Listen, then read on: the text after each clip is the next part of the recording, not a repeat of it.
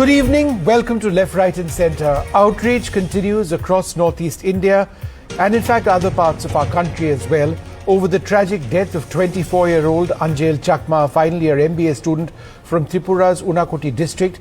He succumbed to injuries just a few days back after a brutal attack in Dehradun. On the 9th of December, in the Selaki area, Anjel and his younger brother Michael were buying groceries when a group of 6 men, allegedly intoxicated, hurled racial slurs at them, calling them Chinese and other words which we will not repeat here. When Anjel protested saying, "We are Indians," the assailants turned violent, stabbing him multiple times, striking him with a metal bracelet, causing severe head, neck and spinal injuries. Anjel fought for over 2 weeks in hospital before passing away. This is the latest instance of racism against someone from the Northeast. We live in a country where stereotyping people on the basis of their race is normal. It's a power trip that divides communities and frankly continues to divide the ideas of India, the idea of India. We've got a great panel with us. We've got young people and experts from the Northeast to tell us a little bit about their experiences of being in North India, in other parts of the country. This is a program about their stories, their experiences. Lisipriya Kangujam joins us. Suhas Chakma to my left, George Chakma to his left. We've got Anish Bhagwati with us, and we've got Philip Takil Changam as well. Thanks, Philip, very much for being with us. And we'll be joined by Pradyot Deb Barman, the founder of the Tipra Mohta Party of Tripura, in just a few moments from now. Lisipriya, we'll talk about this specific case in just a few moments. But could you tell us how objectifying people from the Northeast, stereotyping them, is a constant issue for people living, for example, in a city like New Delhi? Well, first of all, thank you for having me here. I would like to ask a few questions to this nation. Who gave them the right to kill us? Who gave you the right to kill us just because we look like Chinese? And why is the Chief Minister of Uttarakhand, Mr. Pushkar Dhami, still silent on this kind of issue? The main question is, how long do we, the Northeastern people, have to keep on tolerating this? We are attacked for not what we do, but for how we look like. And that is completely unacceptable at any cost. This is not just about Uttarakhand. This is happening all across India, all across our country. And there have been numerous such cases of racial attacks on Northeastern people like me. And I ask today, where is their justice? Hamara justice kaha hai? How many FIRs, how many hospital beds, how many deaths before accountability finally begins? Why do these cases disappear once the headlines fade? Let me be very clear on this topic, on this major issue. We, the people of Northeast India, of Northeast, we are united. And we will continue to raise our voice for it. This is unacceptable at any cost. This must stop now. Yeah. Being Northeastern doesn't make us outsiders in our own country. Racism is not culture. Violence is not ignorance. This is a crime. So please stop asking us to adjust in this kind of society, in this kind of India. Start asking why the system keeps on failing us and how long will we have to suffer regarding this issue. India cannot call itself united while parts of its people still live in fear. Enough is enough. Yeah, no, thank you very much for that. Pradyot Deb Barman, I think among the many points that Lisipriya made was one, not enough has been done to condemn the attack in Uttarakhand, in Dehradun. Is that a major disappointment for you, that the state has just not done enough to condemn the attack on Anjel?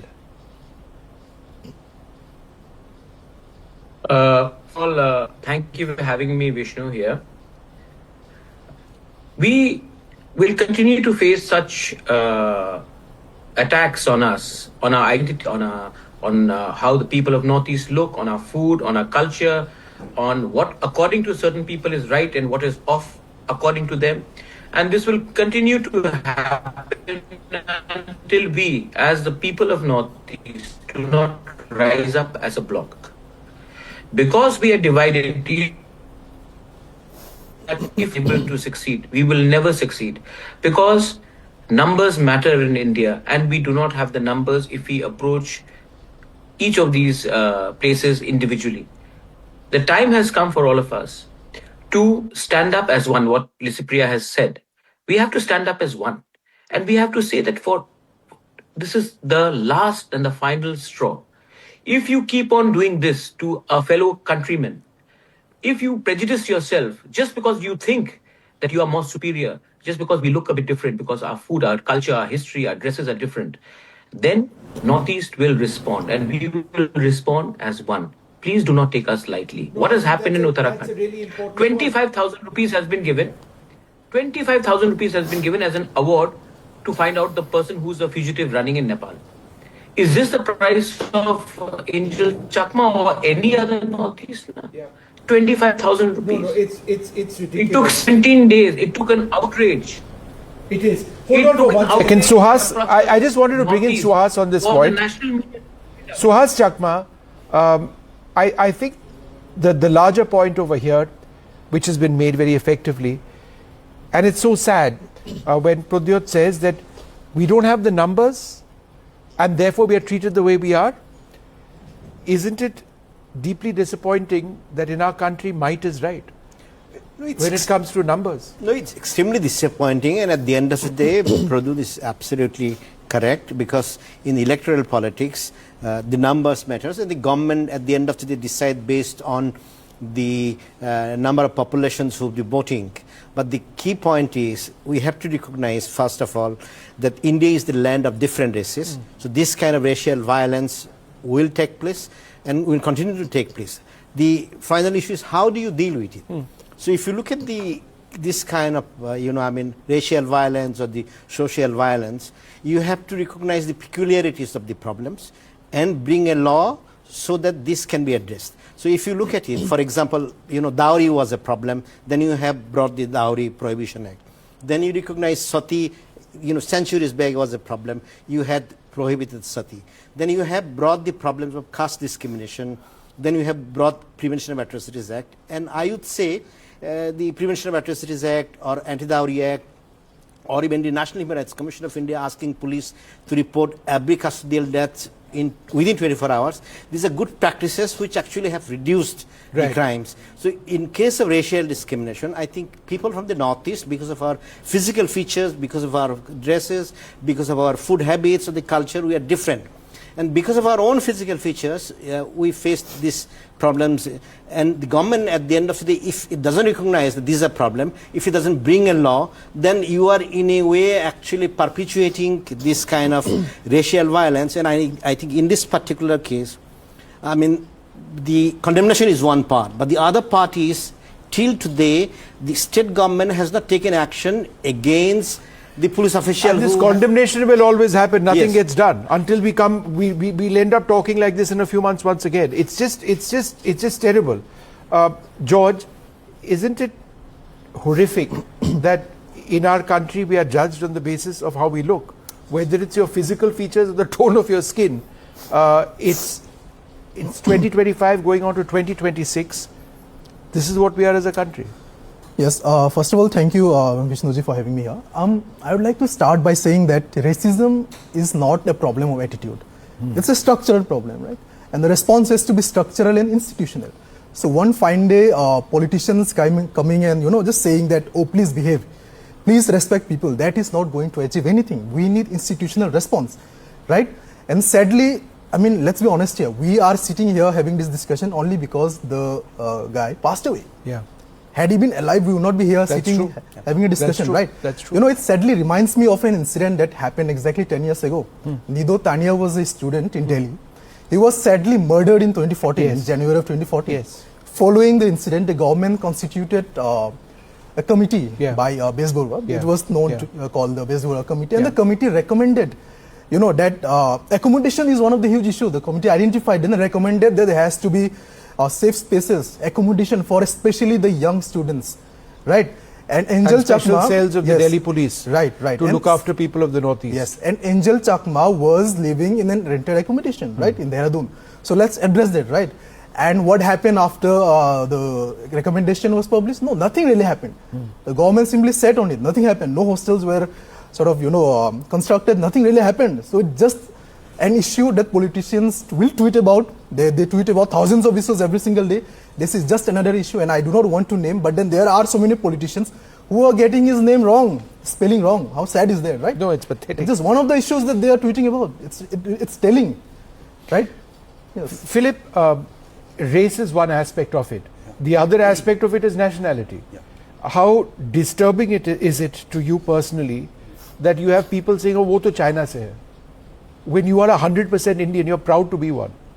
And then, but then how do you feel when, on the one hand, you're proud to be an Indian, on the other hand, people call you Chinese? So, first of all, thank you so much for having me. So many important points have been flagged by our respected colleagues and all. But to a certain degree, there is a larger problem with how we imagine our nationality. We have to question how we imagine our national self. I mean, there's a huge contestation between us and others thing. Me as a student from Northeast, I don't want to even use this term Northeast because Northeast is a very diverse community. Area, yeah. So like basically using Northeast itself is a problem Every here. few 100 kilometers is different. Yeah, like even in a single village, Yes. there's a huge diversity. Yes. So when you blanketly call a group of a group of people as a Northeast, that itself has become the basis of segregating a group of community or a group of people who share certain features from an outsider's point of view. I mean, so that itself becomes a basis of differentiating us and them situation. So, like earlier, our respected colleagues have told about the institutional failures and all. But what I want to emphasize is on how we address the question of how we imagine the India as a nation. So let me quote this Perry Anderson book written in 2012. It's called Indian Ideology. So it's a book. It's compiled of 3 essays. In the last part of the book on the Republic, he criticized the legacies of the then Prime Minister Jawaharlal Nehru, saying that he created a very unequal Indian Republic dominated by his descendants, and where religion and caste system are so entrenched in civic life. But I want to go further from there. It's not just that, because we don't address racism as a problem in the post-independence era, but this has been going on since the time when India got independence. So Tripura, sadly, the victim is hailed from Tripura. Tripura was an independent princely kingdom before, and merged to Indian Union in 15 October 1949. I think it's correct. So, is this the result that we get by merging with the Indian Union? If you are not able to accept the basic fact that you anticipate something that by going together with Indian Union, you will have development, but on the contrary, you are receiving this. So I think there is a big problem here, which we never talk openly, like the bitter truth. No, but then what you are saying, my worry is that it again reinforces an us versus them from another standpoint. Yeah. The worst of what we see in parts of North India and other parts of the country directed at people from various states in North India. Yeah. The moment you say what you're doing, that they are different, if they don't treat us as being the same, then it also perpetuates us versus them. Is that a solution? Yeah, the solution is, are you asking about how do we address this racism problem? No, I think you made a point where you said that what have we as people from the Northeast gained from people from other parts of the country if after so many decades, in the case of Tripura, this is how we are treated. Yeah. Isn't that also in a sense dangerous? Yeah. Because it perpetuates an us versus them. That's exactly what we are trying to fight. Yeah. So I understand the anger, don't misunderstand me.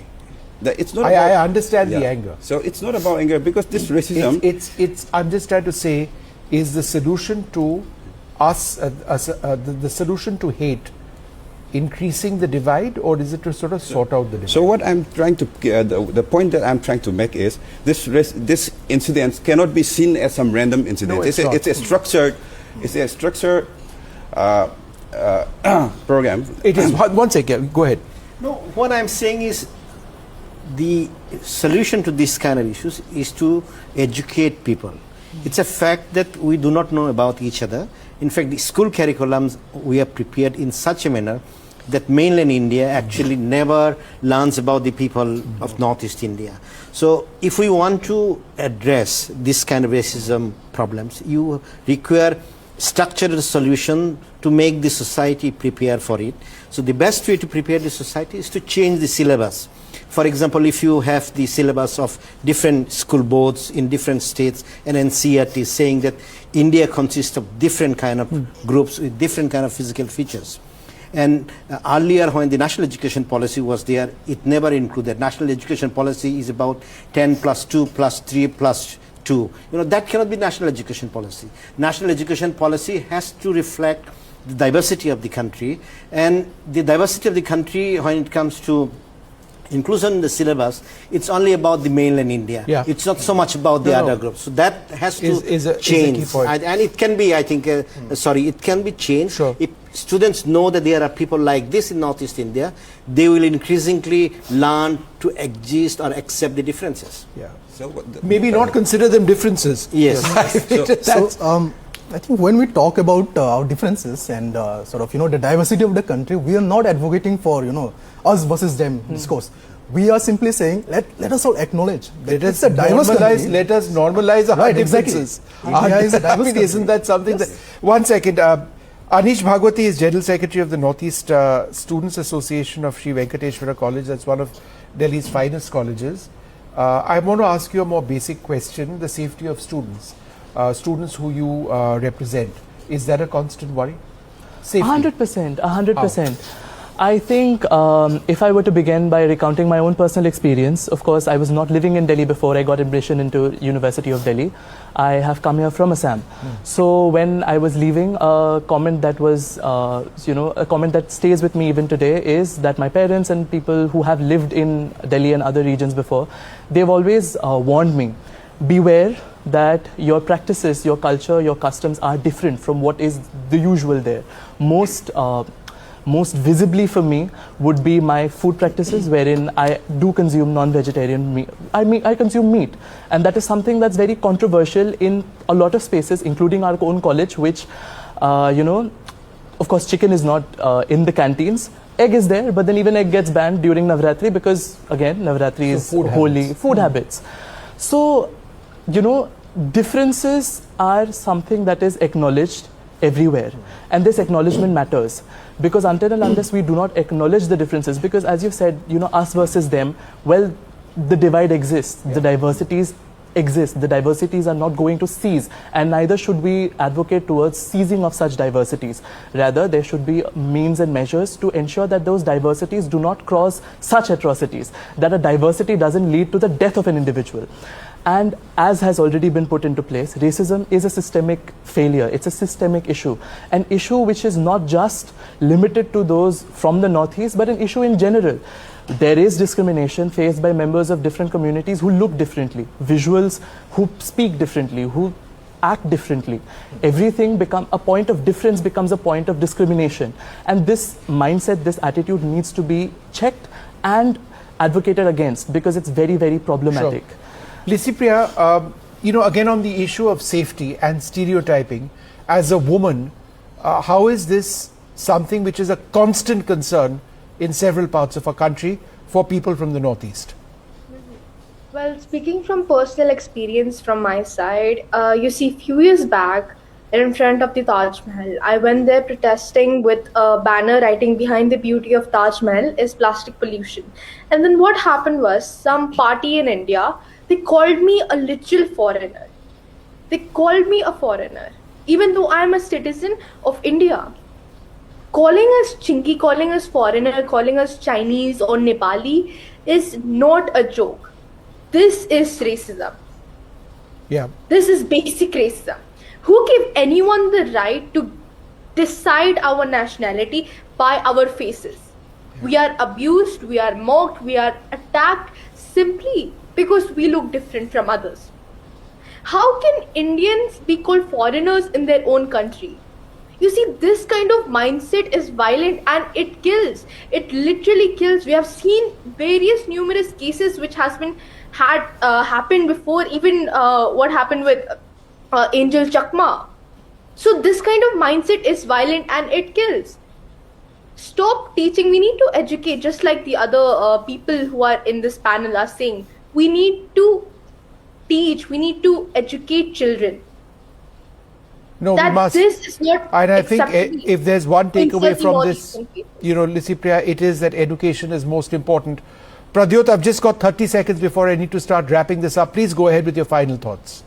See, Vishnu, it is not only restricted to Delhi. Let me say about an incident which took place 1 week ago in Assam, in Karbi Anglong district, where the people who have come from outside started shouting, Karbis, go back to China. So this does not only happen to Northeasterners, only in metro cities, it happens everywhere. Till the time India, which says that we are not a racist country, accepts that we are the largest producer of fair and lovely cream, we will be a racist country. We have to first accept that. Second, what one of the panelists has said, we are taught about what is happening in Tamil Nadu, Gujarat, Punjab, rest of the country. How many chapters or how many even lines of Northeast are there in the educational books about our region, our history, our entire culture? Zero.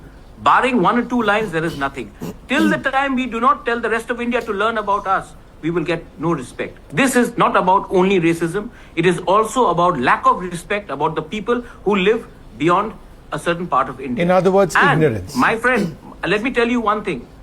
In Bangladesh, they are discriminating the minorities. They are discriminating Chakmas. They are discriminating Hindu Bengali. They are discriminating Khasis, Garos, Tripuris. And we are saying that we are better than them. But today, we have done the same thing by killing our very own in our own land. Yeah.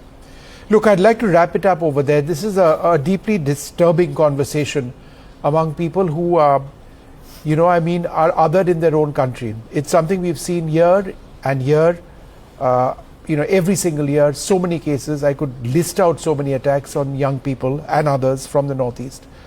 But as we celebrate India, as we go into the new year, let's perhaps appreciate our diversity and differences rather than other people from our own frontiers. Thank you very much for being with us. Thank you.